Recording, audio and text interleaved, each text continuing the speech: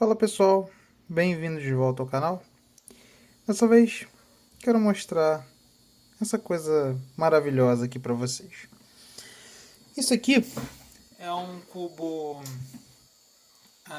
Nex-Ave da Shimano. Ele é o cubo mais incrível que você provavelmente jamais vai ter. Principalmente nessas condições aqui. Tá? A gente tem marca de dedo aqui. Tá? Mas esse cubo aqui, ele é 100% novo. Vocês podem ver que não tem nenhuma marca de raiação aqui. Tá? Tá 100% novo, nunca foi posto numa bicicleta antes. E o que tem de tão importante, tão especial nesse cubo aqui? Esse cubo, ele, como vocês podem ver, já vem de uma linha que não existe mais da Shimano. Ela só existe nos equipamentos de pesca da Shimano hoje em dia, que é a Nex-Ave. Tá? A Nex-Ave, ela é a precursora do Nexus. Tá? Antes do Nexus existia a Nex-Ave. A Nex-Ave ela surgiu ali na virada do milênio, ali nos anos 2000, né? E ela vinha com a proposta, né? A Shimano tinha a proposta de criar componentes que fossem mais amigáveis para os ciclistas urbanos. Tá? Realmente algo que vem antes do grupo Nexus. O Nex-Ave não era exatamente um grupo, era uma série de peças que vinham em vários grupos, principalmente de MTB. Então a Nex-Ave começou a, a ser introduzida nos grupos alívio, tá, de MTB. E também por causa disso que ela foi extinta. Vocês vão entender um pouco. Muito bem. Eu venho procurando há algum tempo um cubo para minha dobrável. Um cubo traseiro para minha dobrável. Tá? Por que isso? Minha dobrável usa hoje um cubo Claris, tá? De 36 furos.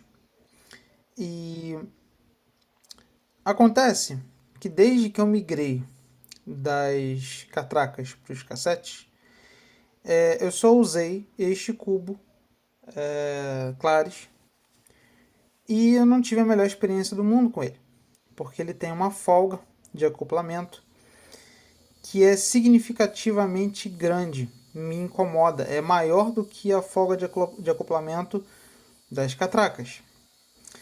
Isso nunca me deixou muito satisfeito com o cubo, tá?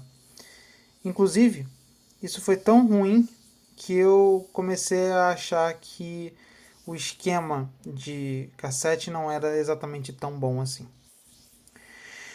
Passado um bom tempo, eu fui procurando, fui entendendo, fui estudando sobre os cubos e eu descobri que, na verdade, o problema do meu cubo Claris é que ele foi pensado justamente para bicicletas de estrada. Em bicicletas de estrada, você precisa do mínimo de atrito, né, de arrasto em um cubo. E usar uma quantidade alta de acopladores, né, ou pawns, ou macaquinhos, como a gente chama, é um problema. A quantidade alta de macaquinhos reduz o tempo de acoplamento. Alguns são tão pequenos que são imperceptíveis. O problema é que o cubo Claris usa 2 macaquinhos, ou 2 acoplamentos. E essa quantidade de acoplamentos, no caso deste cubo em específico, do Claris, ele causa essa folga de acoplamento. Justamente porque o ciclista de estrada normalmente vai ficar girando os pedais. Ele não vai entrar em roda livre por longos períodos, tá? Nem vai ficar alternando entre roda livre e o pedalar durante vários ciclos, tá? Então, provavelmente por causa disso, a Shimano priorizou o peso, ou seja, remover acopladores, o silêncio, ou seja, quando você usa menos acopladores, você tem menos barulho, em função, em detrimento da folga de acoplamento, tá? Que realmente é uma folga que não é agradável para mim, ok? Então eu comecei a entrar num dilema. Qual cubo que eu usaria na minha dobrável para ter um acoplamento melhor, tá? E que coubesse lá, porque eu precisava de um cubo que tivesse 36 furos. Caso contrário, eu teria que trocar o meu aro, né? Teria que ser um cubo que coubesse no meu bolso, porque cubos com muitos acoplamentos normalmente são um pouco mais caros, né?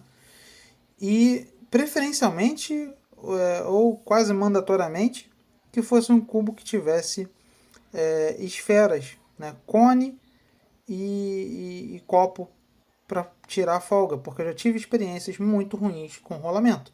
E eu não uso mais rolamento em cubos, assim como não uso mais rolamento em pedais. Muito bem. Vocês podem imaginar que a minha pesquisa foi completamente infrutífera. Até que eu esbarrei nisso aqui. O algoritmo do Google viu que eu estava procurando muito sobre cubos e, por algum motivo, me mostrou um cubo Nexave no YouTube. Um russo estava mostrando o funcionamento de um cubo Nexave. E aquilo explodiu a minha cabeça naquele momento. Por que explodiu a minha cabeça naquele momento? Por causa disso aqui, ó.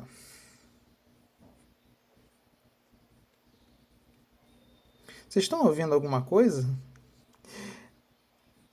O que acontece? Os cubos Nexave têm a tecnologia Silent Clutch. O que é a tecnologia Silent Clutch? Para quem acompanhou o projeto da Miura, deve se lembrar do cubo contrapedal que eu utilizo nela, que é um cubo pouco convencional, tá? Cubos contrapedal utilizam acoplamento e freio através de roletes, tá? Que é a mesma coisa que acontece neste cubo aqui, é um acoplamento de roletes, tá? Quem faz esse acoplamento aqui do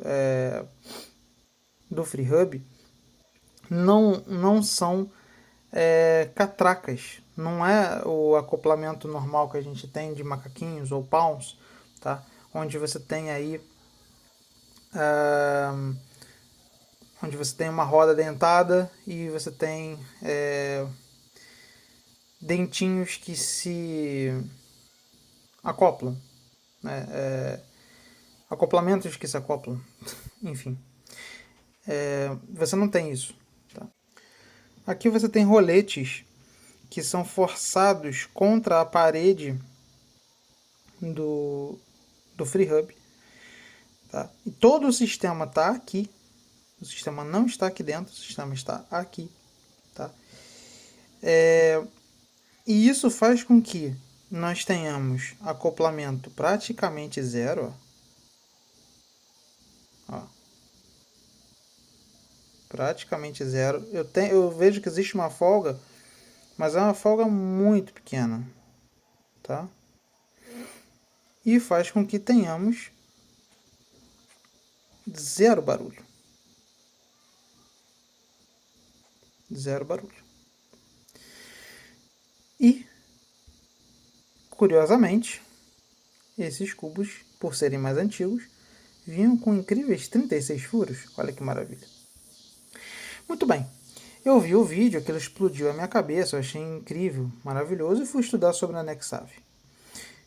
E aí eu descobri que a Nexave não existe mais, que a Shimano não fabrica mais equipamentos de bicicleta com o nome Nexave, e que os cubos Silent Clutch estavam extintos para sempre. E eu já vou explicar o porquê, mas eu vou dizer como eu cheguei nesse cubo. Eu não tinha a menor esperança de encontrar um cubo Nexave 0 km, tá? Uma vez que eles eram raros naquela época em que eles eram fabricados. Isso porque, basicamente, eles eram caros. Era uma tecnologia cara. Só para vocês terem uma ideia, o grupo DI2, ou seja, os eletrônicos, surgiu, né, dentro da linha Nexave.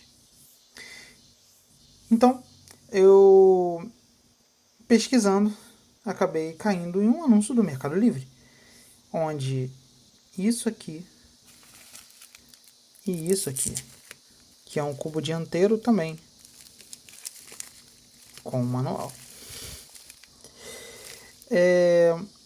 estavam à venda por R$ 250. E isso fez a minha cabeça explodir 3 vezes, porque lá fora, no mercado internacional, um cubo desse aqui custa aproximadamente isso e todos são usados. Tá? Encontrar uma coisa dessa no mercado nacional, 0 km, é algo, bom, no mínimo incomum. Tá? E digamos que isso surgiu no momento certo. Mas voltando, por que os cubos Silent Clutch não deram certo e por que a Shimano meio que desistiu deles? Bom, a gente tem que lembrar que naquela época você só tinha MTB e Speed, ok? E para os cubos MTB darem certo, eles precisam ter algumas características bem específicas, como ter um acoplamento mais rápido possível, o que esse tem, e resistir a grandes cargas no acoplamento, ok? Ou seja, eu tenho que botar um cara de talvez 90, 100 quilos subir numa montanha com uma marcha extremamente reduzida, e isso aqui não pode deslizar de jeito nenhum. E isso tem que ser feito em ambiente de montanha, tá? Não é simplesmente uma subida de serra, né? É uma subida de montanha. Vale lembrar também que as bicicletas daquela época eram mais pesadas do que as bicicletas de hoje. Então, o peso total de subida era maior, ok? Qual é o lance? É que existem limitações no tanto que o sistema de acoplamento por roletes consegue lidar sem que ele deslize. E, bom, em alguns casos bem específicos, isso aqui deslizou, tá? E aí as pessoas que estavam usando esses cubos não ficaram exatamente muito felizes. Provavelmente, provavelmente não, mas possivelmente, a manutenção disso aqui também precisa ser feita com uma certa regularidade, tá? E existe uma graxa específica ou um óleo específico para você utilizar nisso aqui, tá? Para que fique funcionando direitinho. Isso eu ainda vou inspecionar, ainda vou saber qual é. Já pesquisei, não encontrei essa informação. Provavelmente eu entro em contato com alguém da Shimano que deve saber o que se usa aqui para dar manutenção nos roletes, ok? Bom, e por que então não foi utilizado em bicicletas de estrada? Já que bicicletas de estrada normalmente vão no máximo subir uma serra, enfim, não tem uma necessidade de um acoplamento tão extremo assim. O problema de usar esse cubo em bicicleta de estrada está no peso. Pode parecer uma babaquice, mas todo esse conjunto, os roletes aqui dentro, eles não, eles são mais pesados, tá, do que um sistema de catraca. Tá? E, bom, eu ainda vou pesar esse cubo, mas pelo que eu andei vendo em pesagens na internet, esse cubo é 100 gramas mais pesado do que o meu cubo Claris. Então o meu cubo Claris ele pesa na casa dos 430 gramas, esse aqui está pesando 500 e poucos gramas. Ok? Então, isso para quem conta gramas como se fosse a coisa mais importante para você ganhar uma prova, meio que elimina esse cubo para uso em estrada. O uso em bicicletas urbanas meio que tinha um outro objetivo, e aí a Shimano já estava planejando usar essas tecnologias que eles aprenderam na linha Nexave dentro da linha Nexus. E por algum motivo eles não acharam que isso aqui ia ser uma boa ideia. Eles acharam que o cara que fosse botar um cubo K7, ele ia comprar um cubo normal, de catraca. Tá? Bom, a questão é, a ideia é tão boa e foi tão deixada de lado, eu não sei exatamente porquê dentro da Shimano, que hoje a gente tem alguns fabricantes de cubo, tá? Que estão usando essa tecnologia. Não é exatamente a tecnologia de rolete, tá? Que lá fora é chamada de roller. Tá sendo utilizada a tecnologia de Sprague, ok? Que faz com que o acoplamento seja ainda mais forte.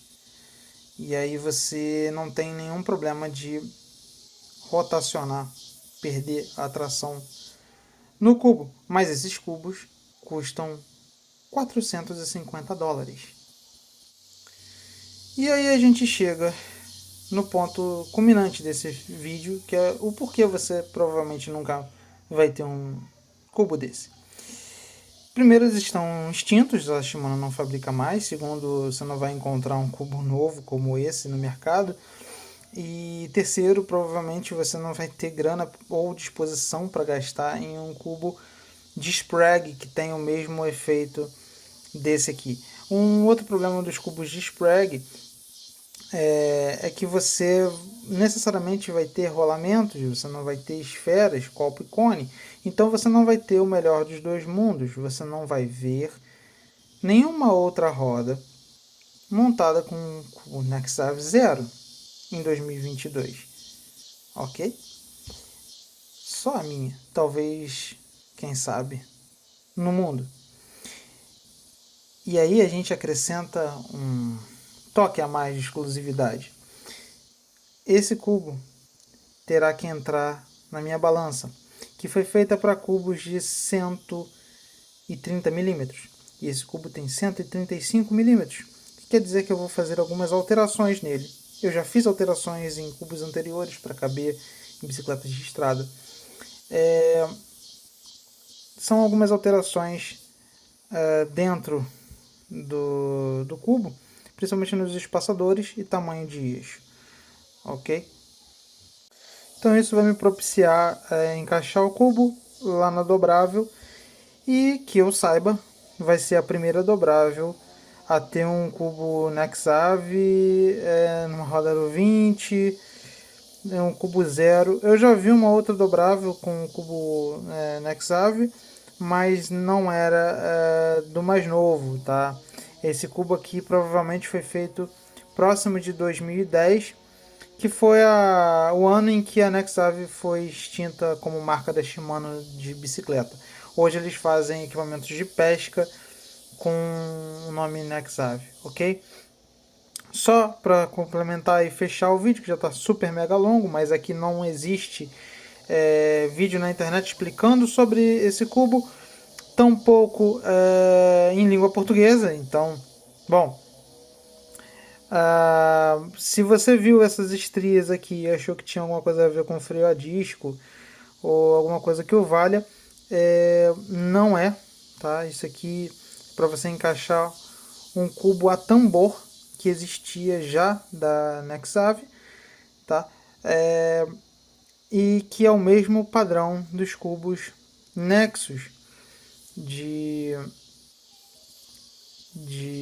freio a tambor, tá? Então era totalmente opcional. No cubo dianteiro nós também temos essas estrias aqui, ó, tá? E curiosamente o cubo dianteiro ele é maior, a flange dele é maior, tá? Justamente porque, como supostamente a gente freia mais com o da frente, você gera mais calor e precisa ser dissipado mais do que o de trás, tá? O dianteiro vai ficar guardadinho, não vou utilizar porque ele não cabe na dobrável, tá? Justamente porque a dobrável usa cubos de 74mm, esse é um cubo de 100mm, então ele vai ficar guardadinho para um eventual projeto aí, não sei, tá? Mas ele vai ficar guardado com muito carinho e enfim. É isso, espero que vocês tenham gostado desse vídeo sobre o cubo Shimano Nexave, tá? Só como referência, se você quiser procurar, é o FH IM50, beleza? Ah, mais um detalhe antes de eu finalizar que torna esse cubo ainda mais especial. Ele usa... Ah, meu Deus. Ele usa blocagem, ok? Que era uma coisa extremamente rara nesses cubos. Tá? Então ele usa blocagem. Inclusive foi o único par que eu encontrei à venda com blocagem. Que torna ele só um pouquinho mais raro dentro da raridade dele. É isso. Se gostaram do vídeo, dá aquele like. Se gostaram, mas ainda não estão inscritos no canal, se inscreva e compartilhe. A gente se vê no próximo vídeo. Falou!